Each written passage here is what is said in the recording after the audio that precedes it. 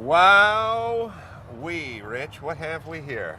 Well, basically, with all the demand that we have with supporting everything that's going on in the motorsports world and a lot of these custom builds, you know, all of the Magnaflow, Team Magnaflow celebrities, all the cars that they have, we're on the road a lot, and having the right equipment's always been a problem. If I'm fabricating, you know, a custom header, the full exhaust system, if I'm missing one part, I got downtime. I got to drive back, got to have parts shipped out. Right.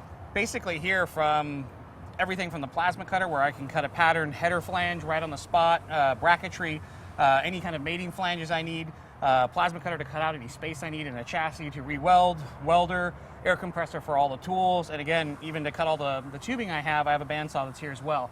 So everything I need in one spot that I could roll into the truck and not have it interfere with anything else. So this is a complete mobile exhaust shop. Yep. I love the idea that everything's just been shrunk down, you know, that you have a bandsaw there that has an aluminum body and it looks super lightweight, and yet it's going to go through thick wall tubing. I can go up to 4.5-inch tubing on that.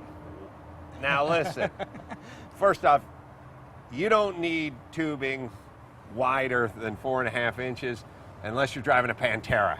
And in that case, you need some big ass exhaust. Single exhaust diesel. Oh, yeah. Well, the Newman car probably has a 5 or 6 inch. Yeah, or a Honda Accord. You know, with the big, just the tip. Just the tip. Yeah. So the yeah, right. So the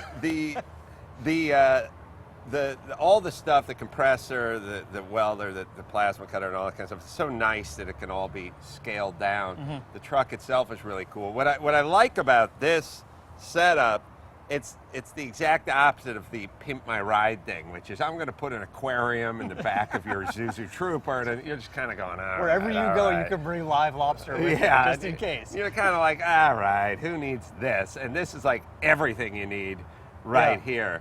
Now, I don't know how you power everything, though. So everything that I have here is set up for shore power. In most of the cases, I'm going to a set area. Secondarily to that, I got the hitch if I need a trailer, and that's where I'll carry the generator. So if I need to carry gen, if I'm going off-site, we got some off-road motorsport stuff. Right, off-road stuff. But normally you're going to a facility or someplace where the car is, where you can pick up some 220. Somewhere. Most of the time, it's all about the location being time constrained. You know, it's getting a car, and you know this in the building of the cars that you guys do. It's like to get the car packaged up and shipped someplace for them to do the work and wait and then worry about is it being transported right, is it being handled right. Here, I walk out to the location, I have everything I need in the parking lot, walk back and forth, work on the car, walk away when we're done. Plus, we all know that once the car shows up to the facility, it gets put toward the back of the burner. Right. There's a lot of, you call a week later, we're on that right now. Yeah. He's on the phone. He's on the phone. Get going. Make noise. Yeah, I always love that where they're on it now, but that phone call is always their wake up. Oh, now we got to get on. Catalyst. It's been packed for a week. This has got to be great because you're not going anywhere. Nope, not until it's ready. Until it's ready and done. My work table is completely adjustable. So the guys over at Ride Tech let me put in multiple compressors. So like here, our driveway's not flat, but if you notice, the work area is completely flat. Right. So I can air up the suspension and it'll compensate for if I'm on a curved driveway, if I'm off in the dirt somewhere and I need it completely flat, because that's a water table. This actually fills up with water so that we can actually cut plasma through it and not burn a hole through the bed.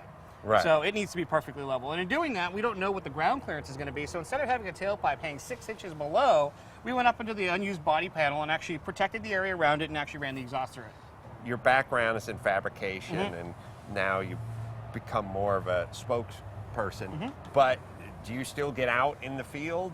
Well, the hands still get dirty quite a bit out here. This is actually my personal vehicle to take to all the builds. So when it comes to anything that we're doing, most recently, probably one of the big things that you saw leaked out here was the new Batmobile.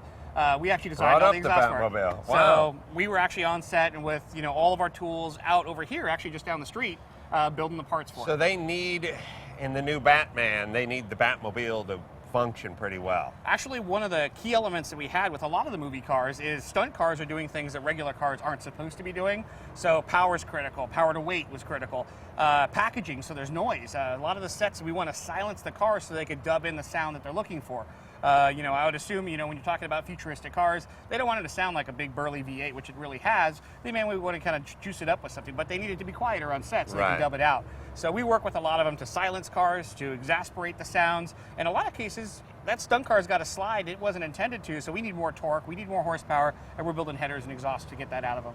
Wow, what a life you've carved out for yourself, Rich. It's not bad. I'm not arguing. No, I would not. And they probably built a few Batmobiles, right? To my knowledge, I think of the most recent one, I think it was 3. And these are, 6-figure cars that they're pumping out. Yeah. All right, Rich. So where do people go if they want to check out Magnaflow and whatever's going on and all the new products and all that stuff? Pretty easy to find. You can find us at our website at www.magnaflow.com. Obviously, if you're still using a phone as a primary way and you got some questions, you need to get a hold of a tech. It's real easy. It's 800-990-0905. Wow. Get a tech. We're available 8 to 5 on Pacific Standard Time. You can talk to anybody on how to install a product, to get recommendations.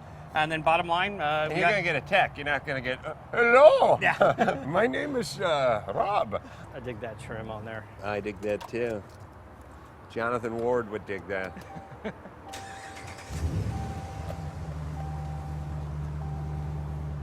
Header. There it is. You'd expect nothing less from Magnaflow. Yeah, they got a good deep sound. It's almost Yeah. a big block sound to them. Well, what we try to do is bring out the low frequency tone. That's kind of what we're known for, is that deep kind of note.